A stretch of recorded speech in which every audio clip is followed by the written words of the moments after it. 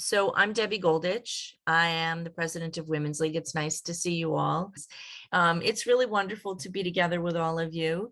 And as I just said, Women's League is very, very proud of what we do. And one of the things that we do best is to guard the earth and take care of it. And we have had resolutions for many years about the environment and the earth and taking care of it. And we're very pleased that Limor Wasserman, who will be sharing with you tonight, and Corinne Hammerschlag are our environmental education chairs. And this is just the beginning of what we hope will be a few programs about the environment and Jewish beliefs related to the environment. And so I know we're a small group, which is really nice because at some point we can unmute and ask our questions individually and not have to wait to be recognized on the chat. But for now, I do want to keep everyone muted. And I do want to introduce Isabel, who is our staff person from Women's League running the Zoom tonight. Thank you, Isabel, for everything you do for us. Rabbi Ellen Wollensfield is on without camera. Rabbi, do you want to say hello for a minute? Maybe not. Okay. And so, sorry, my internet's a little wacky. Hello, okay. I'm just coming home from the office and I'm on my way to install. Well, I'm not doing the installation. I'm speaking at my sisterhood's installation of new officers. And thank you to everyone for being on and to Limor for organizing. Okay, Enjoy. very good. And so, Limor, I am turning it over to you. Okay, thank you. I'm so excited for this program. I think this is something that's going to be interesting. I think that everyone's going to learn a little bit, and I think that you're going to learn a little Torah and a little bit about yourself. And I think those are the best things to be able to do, is to take the Torah and make it introspective to you. So I'm just moving my mouse here so I can get to my share screen, but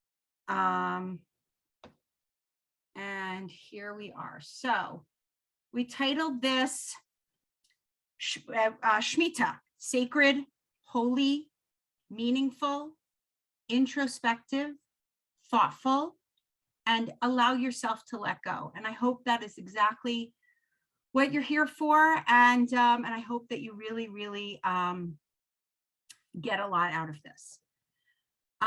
The first question I'm going to ask you, and since we are a small group, you can just unmute and kind of, call out what do you know about Shmita?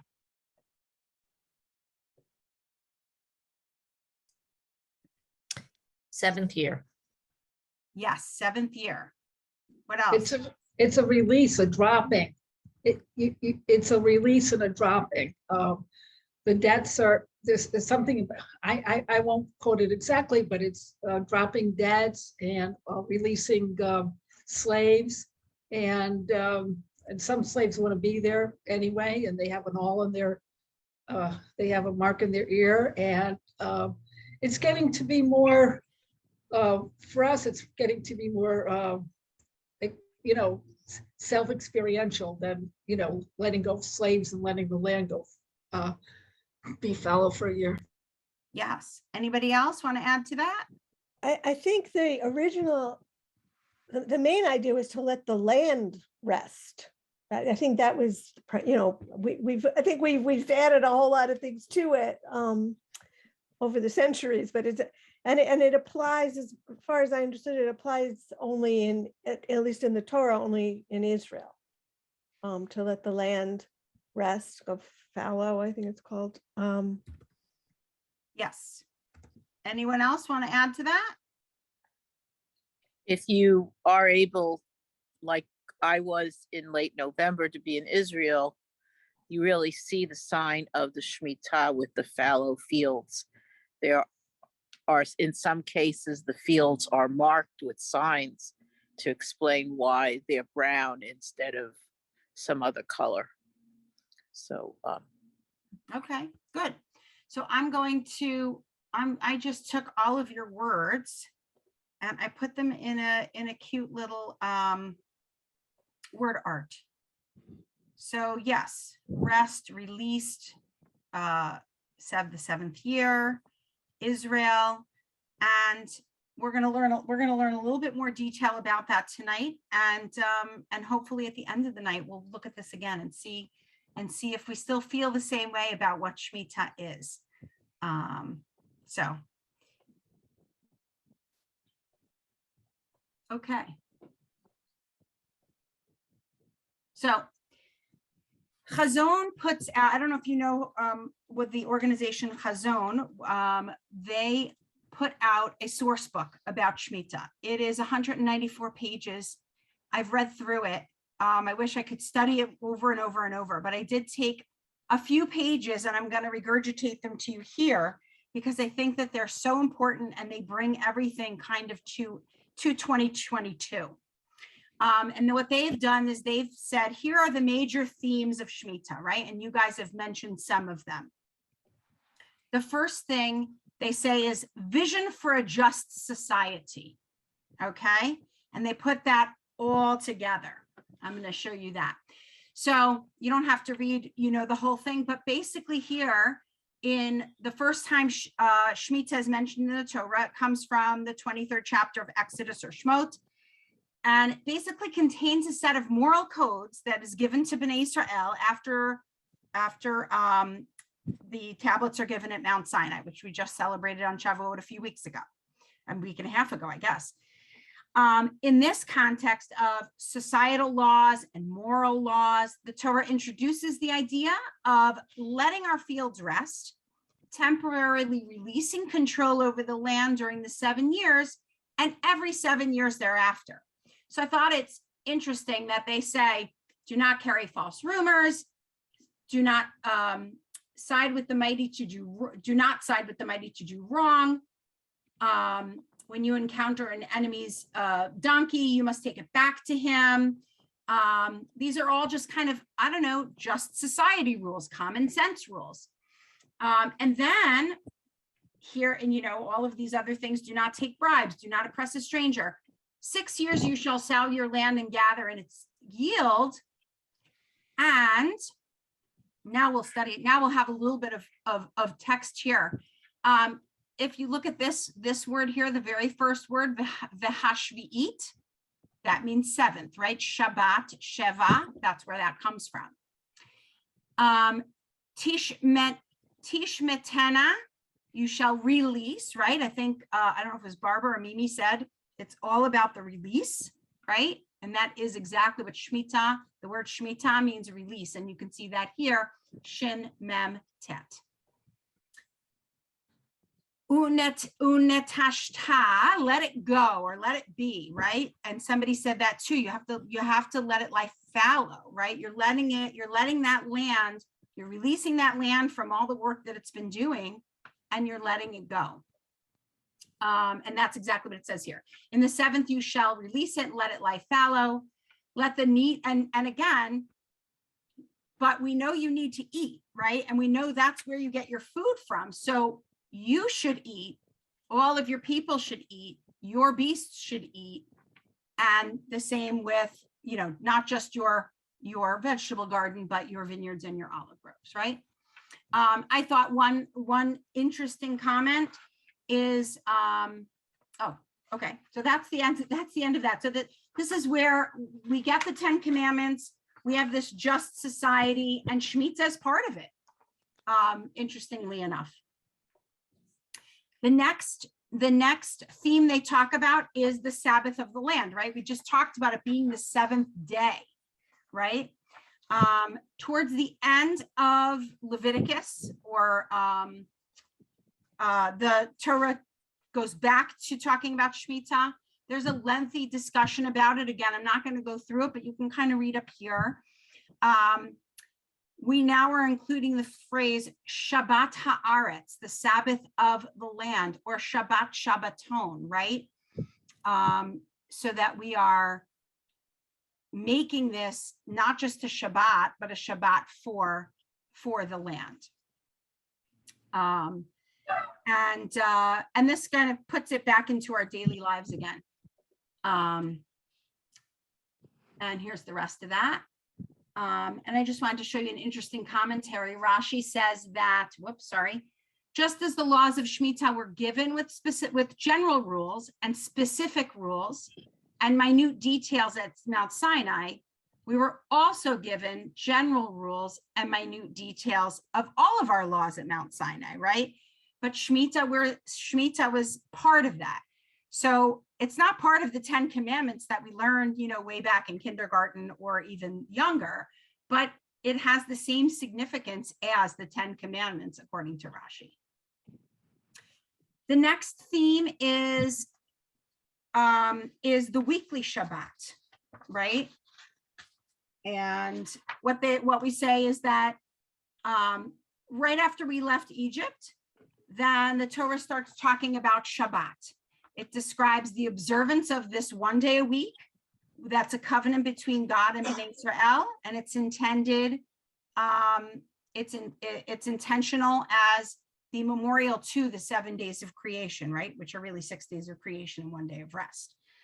And we include this in our discussion of Shmita as a reminder between the similarity between those 7 days and these 7 years. Remission of debt is another theme, and that's something someone mentioned, that in Devarim, in Deuteronomy, the Torah starts talking about forgiveness of debt using the word shamut, meaning release, again, from Shmita. And after we introduce debt forgiveness, then the Torah encourages us not to abstain from extending credit to poor people, despite the possibility that a loan will be forgiven. But we learn a great deal about the intention behind the mitzvah of helping others and giving others, and then within those laws of Shmita more broadly. The next major theme we talk about is Shmita and faith. In Leviticus also, it talks about the agricultural cycle of the crops, some which may take many months to mature, but Hashem acknowledging that people's fear that taking a year off from a crop might impact a plant more than just that year. Then there's this little fence around the law about in the 6th year, we need an abundant harvest that can be stored to last through the 7th year, and the beginning of that 8th year or 1st year, however you want to say it. And so that's a little bit of a burden on farmers to make sure that in the 6th year, you're getting enough to be able to have that the 7th year.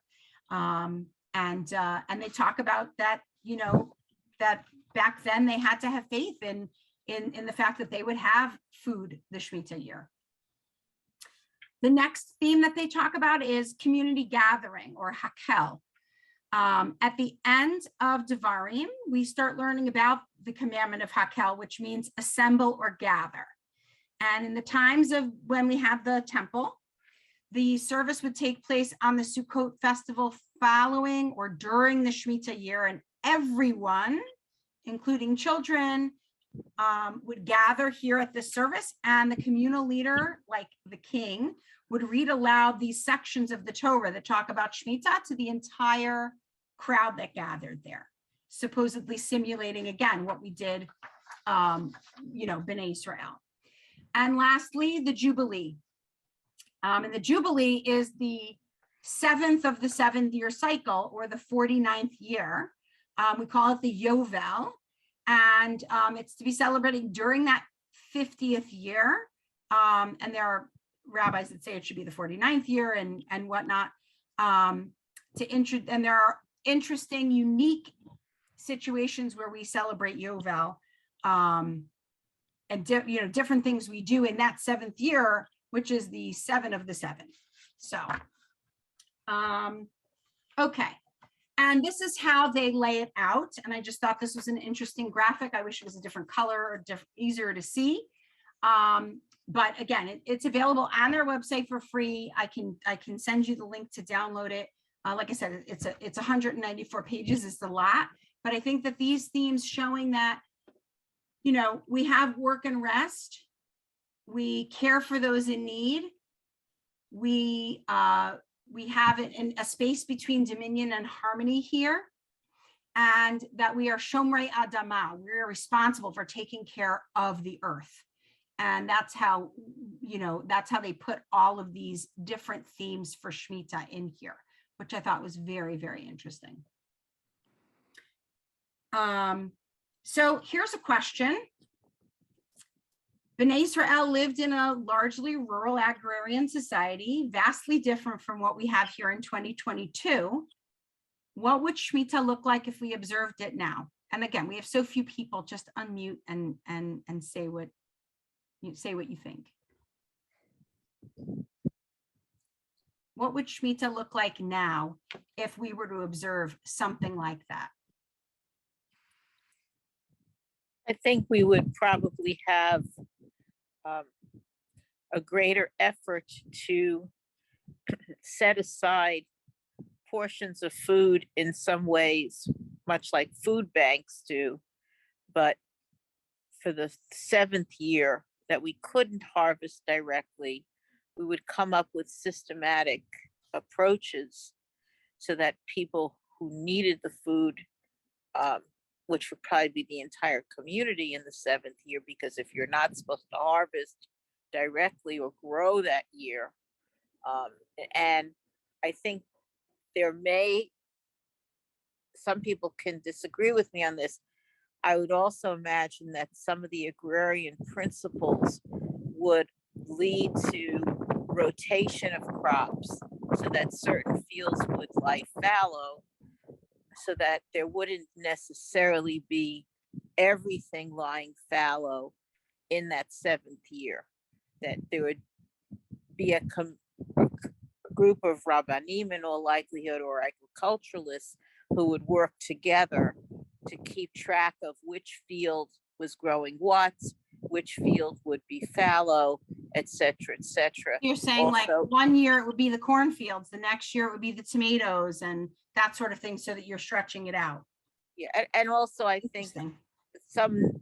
some younger people who are doing farming, or some people who are older who've adapted more of the agricultural principles of rotation of crops to protect the soil and reduce the need for pesticides and so forth, and fertilizers, which are problematic in the environment.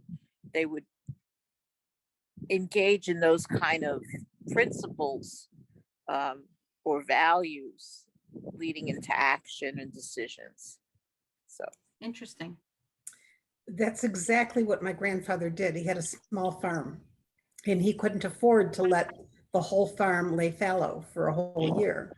So he rotated his crops, and there was always land that was fallow and probably used for the cows to graze on, but it was a rotation.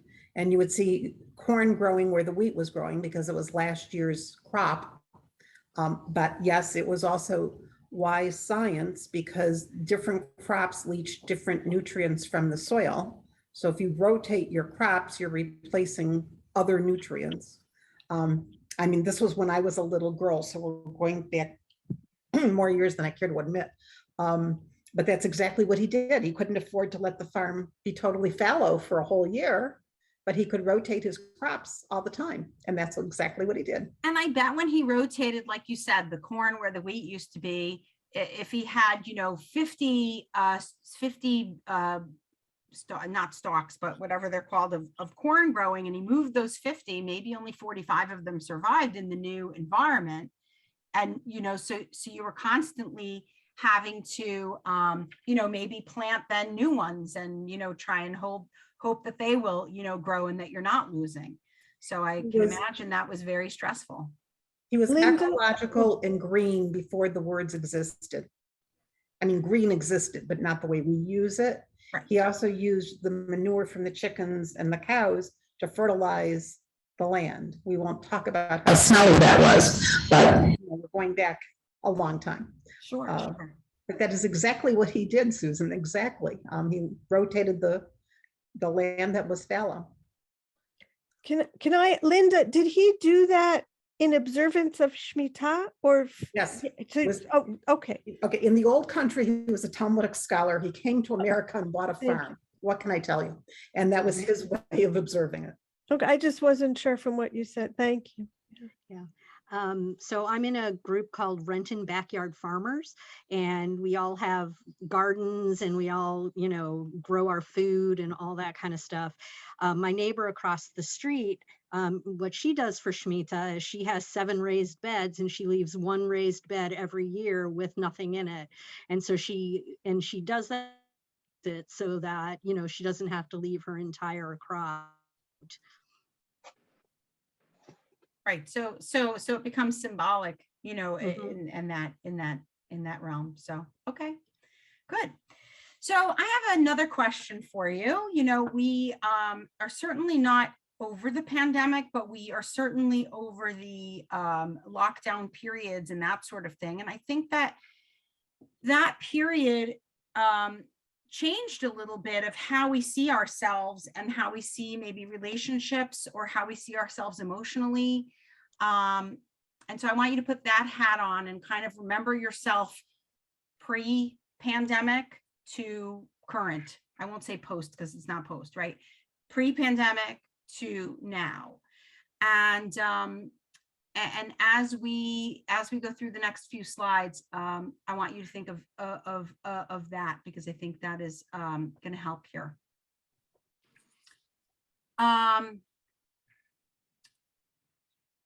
I had set a guest to come this evening, but she's a teacher in a middle school and they had their 8th grade graduation this evening, so she couldn't come. But she recorded for us a piece of this, but we went over this, and this is her presentation, and you'll get this full presentation tomorrow, what she has, and you have that worksheet as well. Does everybody have the worksheet, by the way? Okay. Yeah. Okay, if you don't have the worksheet, Isabel's going to put in the chat the link to be able to download it now and print it. We'll need it in, I don't know, 7 minutes or so. So there are 5 realms of our lives, right? We have our physical realm, which is really your body, your diet, your health, your exercise, your nature, where you live. Debbie and I were talking before the call about, when you live in cold weather, you don't really go out so much. When you live in warm weather, maybe in the summer, it's so hot, you can't go out after 10 a.m. or something like that. And so your the nature of that physical realm, how you sleep, how you digest foods, any physical ailments you might have, whether they be genetic or just ailments you have. That's the physical realm of your life. There's the emotional realm of your life, and that relates to how do we react to certain people, certain situations, our circumstances, some words, conversations, and interactions that push the buttons or trigger us, and how do we respond to that? We have a material realm in our life.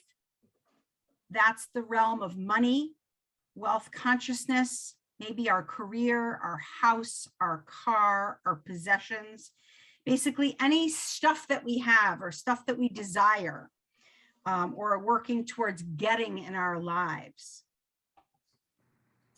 And I think that all of these realms, again, changed from January 2020 until now. So I want you to think of that. Our relationship realm is basically the relationships we have with ourselves, our core, our family, colleagues, friends, anyone you have a grievance, and someone that we want to, shift relationships with or end relationships with.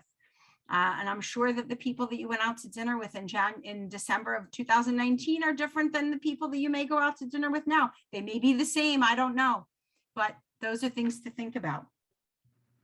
And finally, the spiritual realm. And that's the connection to something bigger than yourself, to God, to the universe, your understanding of spirit, and your relationship with that source. This is also where you hold your underlying belief system, your core values, your understanding of purpose and meaning in your life. I want you to take these 5 realms, think about those, and I want you to tell me, how do you think the pandemic has changed in these realms? I want you to think about that. You can write it down in the margins of this worksheet if you'd like. I want you to think, what can I release? Again, we're talking about Shmita. We're going to put this all together. What can I release from each of these realms that's no longer serving me? And this may be something that you unconsciously have done since January 2020, but let's formalize it here.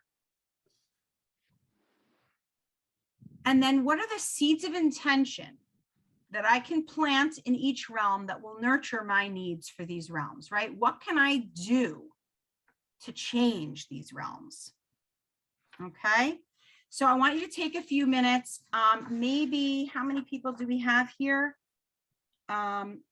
I'd like to break up into smaller groups, Isabel, maybe into, Okay. we have 26 people, so let's just make it maybe 4 groups or something. Fill out this worksheet and you can do it silently, or you can discuss it with your smaller group. And I'll give you guys, let's say 10 minutes till 6:40. Let's say 6:37. Really, you obviously can't fill out everything on the worksheet because it's a long worksheet. but- Yeah, everybody, said something about different things. So it was good. It was good. Good. Good. I think this is one of those things that you're going to look out for, you're going to pull it out in a few days, pull it out in a month, or It's pull it very out once a personal. week. Yeah. Yeah. For me, it's very personal. I mean, I have a hard enough time sharing this stuff in my own head, let alone with other people. Right. Right, exactly. And that's why, a lot of this is, but I didn't want to leave you all silent for 10 minutes. So, Mhm. okay. So what can Shmita mean for you? A woman in 2022, right? And as we have said already, the word Shmita means release. What's the release on a personal and societal level that we're being asked to participate in physically, emotionally, and spiritually? And I was just saying to Barbara, this is very personal. And I know that you didn't have time to fill out your worksheets probably in full, and you didn't want to discuss all of the worksheet, which is totally fine because this is personal. I anticipate this is something you'll probably pull out once a week. Or if you're like me, you'll throw it in a corner and in a month, you'll look at it and go, oh yeah, or a year or whatever. But it's something that maybe, you commit to looking at it once a week and saying, okay, like, let me look at this. Let me really, fill this out fully. Let me look at this and let me better myself. I'll digress with a little anecdote. Abraham Joshua Heschel always said that Shabbat, it was like being a painter. During the week, you're painting all the details of the painting. On Shabbat, you get to take one step back, look at the painting and say, what am I missing here? Right? So this is our Shabbat that Heschel's talking about, that we're looking at ourselves, we're introspectively, and what's our life missing on all of these realms for all of these things? What are the things we want to get rid of? What are the things we want to do better at? And how can we do that?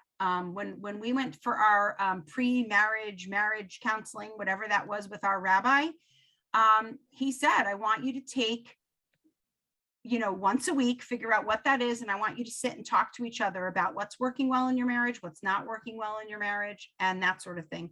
And we did it for a few months. And then every once in a while, when we were having, a quarrel or an issue or whatever, we would come back to them and be like, oh, it's Tuesday night, let's sit down and talk about this. And we would do it. So I think it's, it's important to take time to talk about ourselves, to be honest with ourselves, right? It'll only work if we're honest with ourselves. How easy or challenging is it to release these objects or these patterns that we're accustomed to? Anybody want to share what they think? Is it easy? Is it hard to do these things? You don't have to share specifics if you don't want. I think as humans, we're creatures of habit. And so changing anything is challenging. I was saying that I have all these dress clothes in my closet that I used to wear before the pandemic that I didn't even wear half of them to shul this year. I was like, I just want to wear pants and a sweater. And, I think so many of us have evaluated what was important, what was really important during the pandemic, and what don't we need anymore? Relationships, things we worried about, things that we fretted about that we just need to let go of because they're really not that important. Mhm. Agree. Lynn, you had your hand up, I think, right? Well, we had a workshop on this and one of the women's, we had a workshop and we were with a rabbi. I think she was in Israel. There was some kind of day we had. And I was talking about letting go of my dependence on Facebook likes. Every day I would post a picture and people like them, and so she said not to because I am someone who has to stay at home and my Facebook friends are a connection, but I have reduced the amount of posting I do. And I don't, if one person likes it, it's okay. And I think about the person. I have a very small group of friends anyway. But also I did the I have I have some neurological problems. I can't find words, so you have to excuse me. But I did all the photo books that we talked about. We went how to make a legacy, and I sent it. I said I have to get rid of these photographs, and I made an album, 400 of my grandmother's photographs, and I did everything, and I sent them out to my niece who wants to be the family historian. And I was glad to send it because what if something happens to me and they get lost? So I sent it, but I felt really bad. And then I made and I scanned in all the photos. It was hard to do, but it was a release, right, of some sort. Yeah. Good. Yeah. Okay, we're going to get to so Sheila Barback, who prepared this worksheet and these 5 realms for us, also recorded a little meditation for us. So I'm going to play that right now. It's not long. You don't have to close your eyes. You don't have to meditate, but just listen to her words and think about what you were just writing about. Think about everything we were talking about while we do this. And I'm going to share. Let me find my Zoom so I could share that screen. And we'll share her.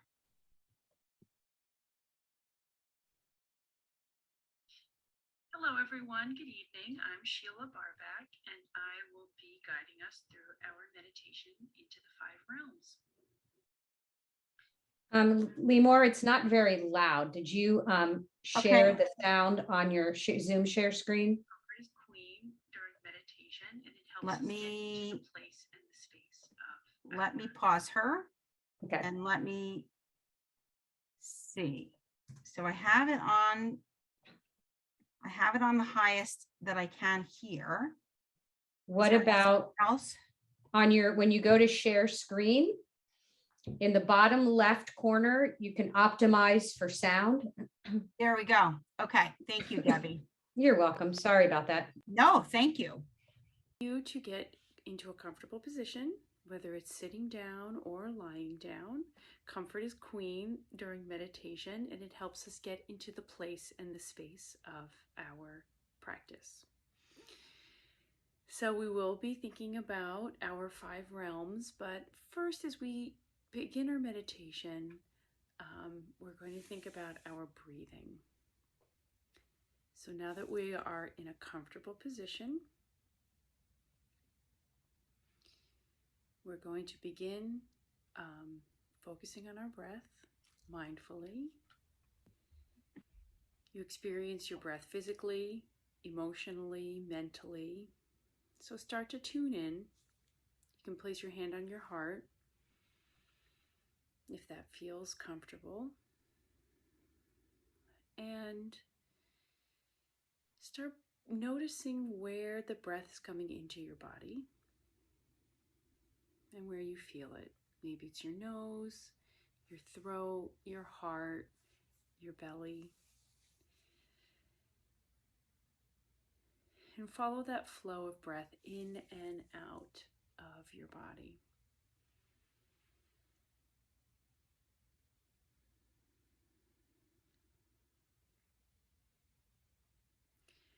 Follow the sound. Follow the feeling. And as you breathe, you might notice that there's a little pause. It might be very short in between the inhale and the exhale. Almost like a wave when it reaches the end of its path on the beach. It stops for just a moment and then is pulled back to sea. Try to feel that rocking back and forth feeling as you inhale and exhale. And that feeling will carry you through this meditation. So we'll take a few more inhales and exhales.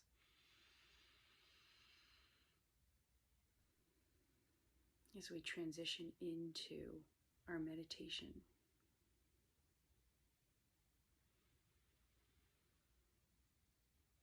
So as we prepared for our meditation tonight, you focused on the 5 realms of your life. Physical, emotional, spiritual, material, relational, or relationships. And you reflected on what you could let go of, what kinds of intentions you can plant to enhance those realms of your life. So for the first part of our meditation, we'll release what's no longer serving us.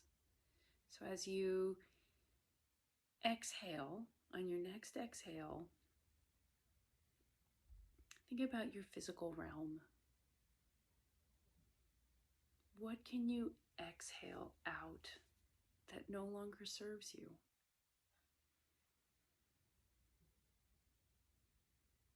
As you exhale, listen to that sound. And if you're not sure, you can ask as you exhale, what no longer serves me? What can I let go of? Listen to the sound of that exhale and visualize what is no longer serving your physical realm and let it go. Exhale it out. It's just a cloud leaving your body that just dissipates into the universe.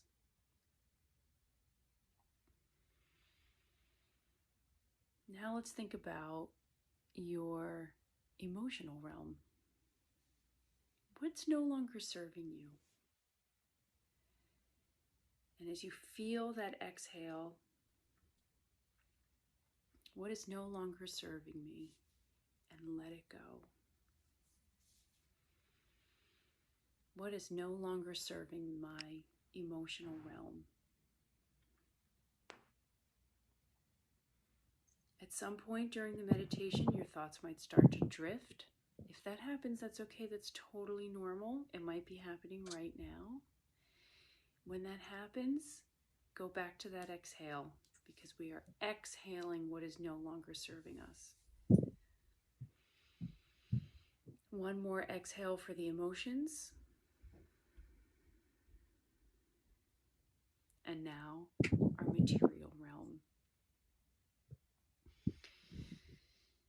You'll take a full inhale, and as you exhale, what is no longer serving me in the material parts of my life? If you don't have an answer, just ask the question. What is no longer serving the material realm of my life?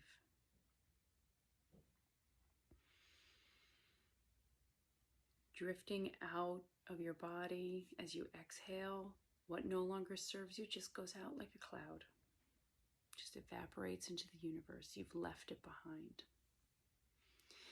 We'll inhale again, and now think about our relationship realm and release. What is no longer serving me in my relationships? A nice full exhale. Maybe you even feel like sighing as you exhale. You can make an audible sound for something you really need to release and let go of. Out it goes. Bye-bye. One more inhale, and we will transition to our spiritual realm. What is no longer serving me spiritually? What am I holding on to? What can I let go of? And as you exhale, just picture that just floating away on a cloud, far, far away. It no longer serves you. You don't need it. And you can let go. Say goodbye. Releasing what no longer serves us is just the beginning of our journey through the 5 realms. There is so much work we can do to both release what no longer serves us and then also inhale and bring in, manifest what will. So as we've briefly cleared out, we've released what no longer serves us.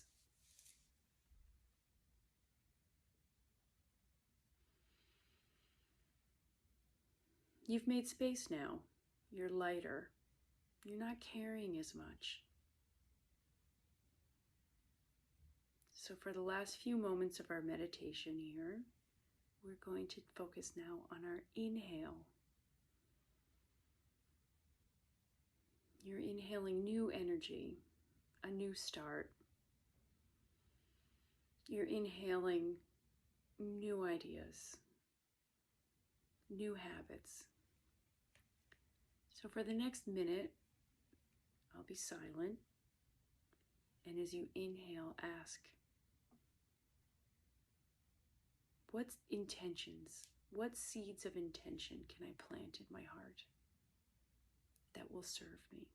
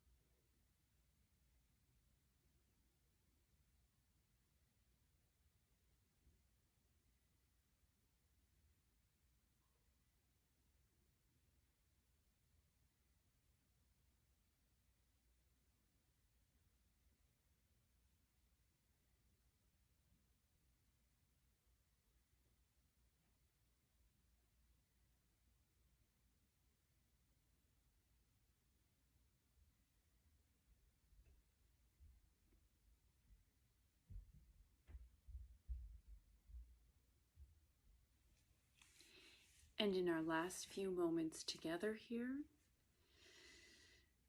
we'll take a nice deep breath in for our hearts, for our minds, for our souls, and exhale with gratitude. Gratitude that we've given ourselves this gift of release. Gratitude that we are letting go of what no longer serves us. And gratitude that we will bring new habits, new ideas, new thoughts, new dreams with every inhale. I wish you a beautiful journey through your 5 realms, and thank you so much for this beautiful time together. Take one more big inhale and exhale, and as you feel comfortable, you can slowly open your eyes.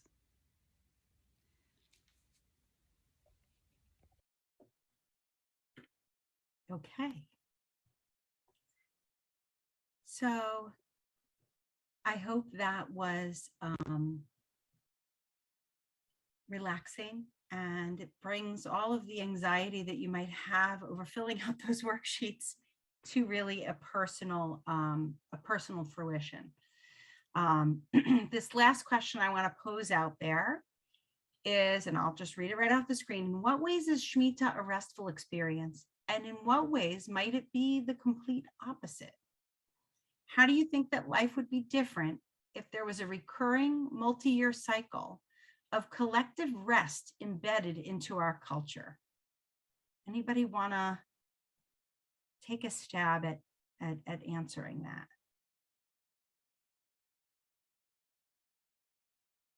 Nobody. Okay, so I will answer it the way I feel.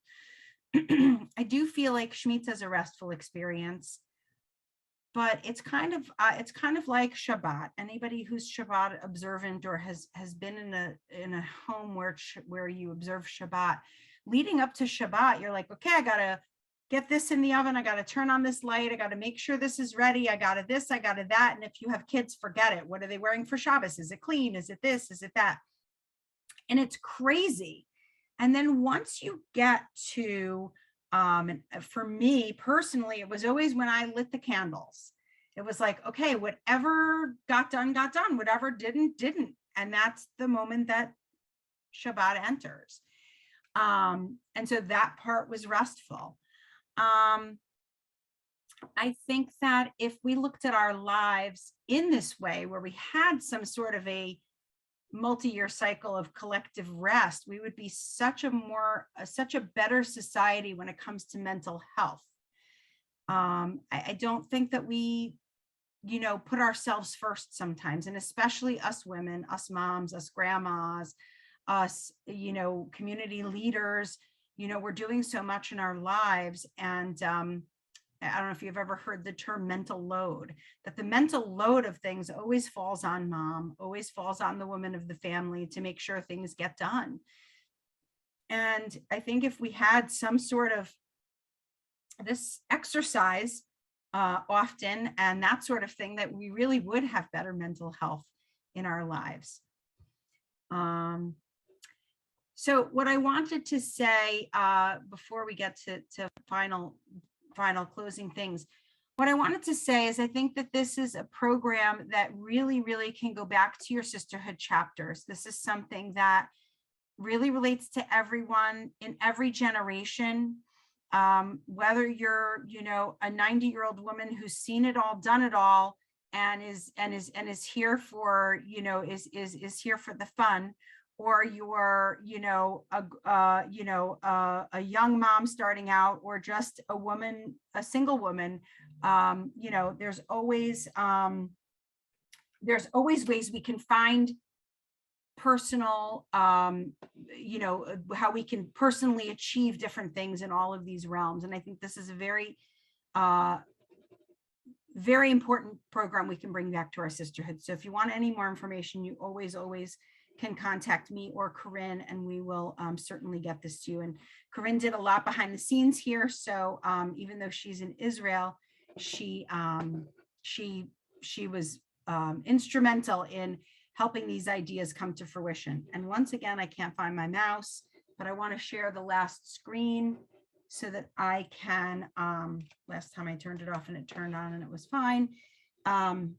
So I can have Barbara read this poem. Barbara, you can tell everybody in the meantime, while I'm trying to find my mouse, how you found this poem, where it comes from, and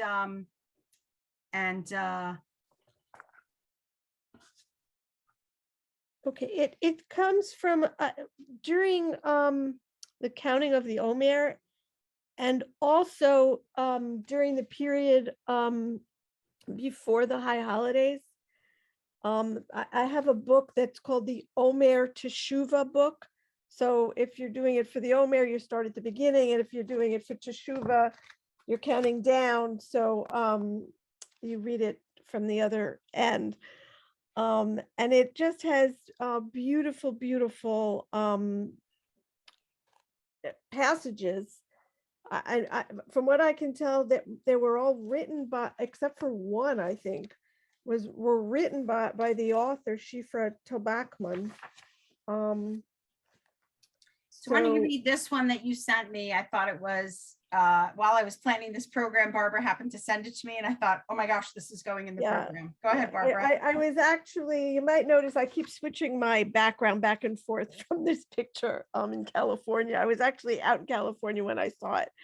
And it just spoke to me about this whole sustainability project that Limor and Corinne have begun for us, which I'm very excited about. So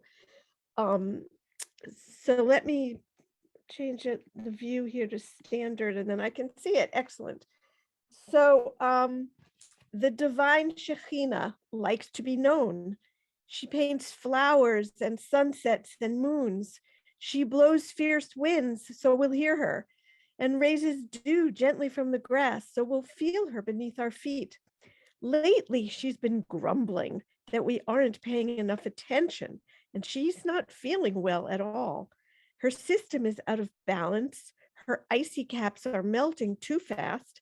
Her waters are falling and spilling and creating huge torrents. Her temperature is rising. If only we could take her to the emergency room. Let the experts bring her fever down.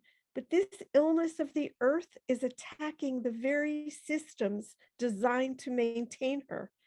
We humans are cells that need to rally on her behalf, nurture each other, love ourselves well. What is one thing you can do today to notice the earth's splendor, enhance the malchut, the nobility of another, or enrich the soil of your own life with awareness? Walk through the 35th gate and notice Shekhinah's healing presence. Thanks, Barbara. I think this just brings to fruition what this initiative is and all of that. I'll close with a few things. Our next program is Reverse Tashlich, which I'm very, very excited about. This is something that Carol Simon's been doing for years, and we're going to do this on a national level. I would love to see as many sisterhoods, as many regions participate as possible. We are yet to have our first committee meeting, but we will be having that soon. So if you're looking to participate, I would love for you to get your sisterhood involved and or your synagogue and or any of the conservative organizations you're part of. Susan Farber, Marsha Goldwasser have already volunteered to be on that committee. And we're very excited to see what and how they're going to participate with us. We are getting our sisterhoods involved. We are getting all of the Schechter schools involved. And hopefully we can get, our USY involved, our Chazak involved, et cetera, and just make this an event that everyone can experience. And any questions, let us know. Right before Reverse Tashlich, we're actually going to be meeting with the rabbi that started Reverse Tashlich, and he is going to lead us through some Torah text study about it. It's going to be very exciting. He's dynamic. And so that will be that. Any questions, any comments, anything? I loved that poem because look at what's going on in our world right now, the heat waves and and the flooding and the droughts, and it really is so timely. Did you see Yellowstone is closed? Some of Yellowstone is closed because of the severe flooding. And they're really worried that because of the heat, that the snow on the top of the mountains is going to melt and add more water. And it's awful. Thank you, Limor. I feel much calmer. Much. now. Yeah. After her video was done, I thought to myself, oh my gosh, I speak so loudly. I need to just bring my volume down a little bit. I usually don't do well with meditations, but her voice is so calming. I think you spoke wonderfully.